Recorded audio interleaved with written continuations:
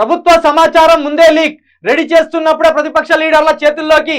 అసెంబ్లీలో ప్రవేశపెట్టక ముందే శ్వేతపత్రాల్లోని వివరాలు బయటికి. వాటి ఆధారంగా కౌంటర్ ను ప్రిపేర్ చేసుకున్న కొందరు ప్రతిపక్ష సభ్యులు. మంత్రుల కదలికలు, ఇంటర్నల్ రివ్యూలు కూడా లీక్. వ్యవహారాన్ని సీఎం కు చేర్చిన ఇంటెలిజెన్స్. అంతర్గత విషయాలు లీక్ అయితే కఠిన చర్యలు తప్పవని ఆఫీసర్లకు సీఎం హెచ్చరిక. అయిపోయా, ఇంటి దొంగలు ఉన్నారు ఇలా. ఈ ఇంటి దొంగలు కాస్త కాంగ్రెస్ లో 64 మంది ఉంటే శ్వేతపత్రాలు మీరు రెడీ చేస్తే, నేను నిన్ననే చెప్పిన, శ్వేతపత్రాలు వీళ్ళు రెడీ చేస్తే ఆ శ్వేతపత్రాల్లో ఏ విషయాలు ఉన్నాయనేది ప్రతిపక్ష లీడర్లైన బీఆర్ఎస్ వాళ్ళ దగ్గరికి ఎట్లా పోతుంది?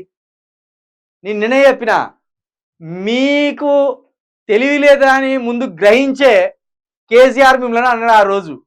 సుంటలు, సన్యాసులు, పనికి మాలిన దద్దమ్మలు, ఈ మాటలన్నీ మీ పట్లనే వాడింది ఆయన. అందుకే వీళ్ళు శ్వేతపత్రాలు తయారు చేస్తా అంటేనే ఆ శ్వేతపత్రాలు బీఆర్ఎస్ లీడర్ల దగ్గరికి పోయినాయట. అంటే ఇంటి దొంగలు గట్టిగానే ఉన్నారు. అందుకే కేటీఆర్, పల్లరాజేశ్వర్ రెడ్డి, కడియం శ్రీహరి, జగదీశ్వర్ రెడ్డి వీళ్ళంతా 6 నెలల్లో 8 నెలల్లో మహా అయితే కాంగ్రెస్ ప్రభుత్వం అంటారు. అయితే ఇక్కడ విషయం ఉన్నది. ఈ లీక్ అయ్యే విషయాలను రేవంత్ రెడ్డి పసిగట్టి తొందరగా తెలుసుకొని బీఆర్ఎస్ లో ఉన్న 10 మంది రెడ్డిలను గుంజాలని ఆయన ప్రయత్నంలో ఆయన ఉన్నారు. మరి ఇంటి దొంగలు ఎవరు? కాంగ్రెస్ లో లీక్ చేస్తున్న ఇంటి దొంగలు ఎవరు? ప్రభుత్వ సమాచారం ముందే లీక్ ఆట. మంత్రుల కదలికలు, ఇంటర్నల్ రివ్యూలు కూడా లీక్ ఆట. వ్యవహారాన్ని సీఎం కు చేర్చిన ఇంటెలిజెన్స్. అంతర్గత విషయాలు లీక్ అయితే కఠిన చర్యలు తప్పవని ఆఫీసర్లకు సీఎం. ఆఫీసర్లు తీసుకపోయారు. ఎందుకంటే ఆఫీసర్లు క్యాబినెట్ కూర్చొని తయారు చేసే శ్వేతపత్రాల్లో ఆఫీసర్లు ఉండరు. ఒకవేళ ఆఫీసర్లు ఉంటే ఎవరు ఉంటారు? ఐఏఎస్ ఆఫీసర్లు ఉంటారు. మిగతా ఇంటెలిజెన్స్ వీళ్ళు ఉండరు.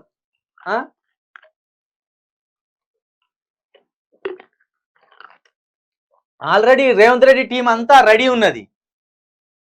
కేసీఆర్ టీంను తొలగించింది ఎప్పుడో రేవంత్ రెడ్డి. అంటే బీఆర్ఎస్ కు సపోర్ట్ చేసే ఎమ్మెల్యేలు ఎవరో ఉన్నారు. మరి వాళ్ళు గనక ఒక 10 మంది అటు గోడ దునికిన్లు అనుకో, ప్రభుత్వం తెరలమరలు అవుతుంది. ఇక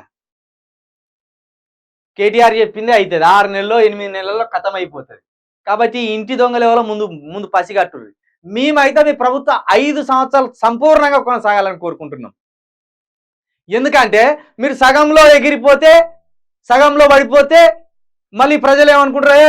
దొంగదారిన మళ్ళీ బీఆర్ఎస్ వాళ్ళు వచ్చింది కాబట్టి, దొంగ కథలు కాబట్టి రేవంత్ రెడ్డి మీద సానుభూతి వస్తుంది.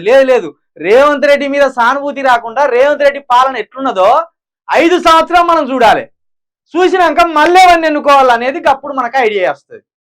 కాబట్టి మీ ప్రభుత్వంలో ఉన్న ఇంటి దొంగలను దొరకబట్టండి రేవంత్ రెడ్డి గారు.